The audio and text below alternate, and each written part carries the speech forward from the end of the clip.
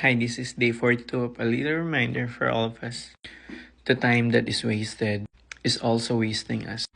Ang nasasayang na oras, parang nasasayang na buhay. Kapag iniisip natin marami pa tayong time, mas nasasayang yung time na yun para gugulin natin sa mga goals natin. Kaya nga pag may goals tayo tas walang deadline, parang mas malabo natin siyang ma-achieve.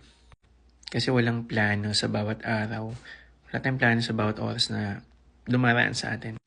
At yung mga oras na lumilipas, hindi na natin kayang ibalik. Pag natapos yung 24 hours natin ngayong araw, tapos na yon, bukas ulit, panibagong 24 hours. Ang tanong, bawat oras pa yung magiging meaningful sa atin. Ako din, guilty. May mga time talaga nasasayang.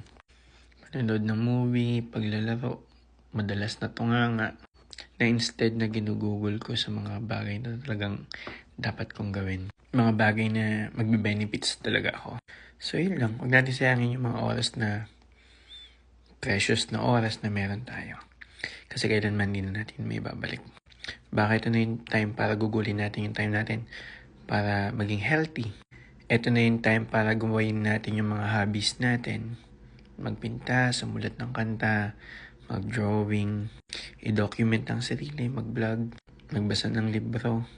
Mga bagay talaga na masasatisfied tayo pag ginawa natin.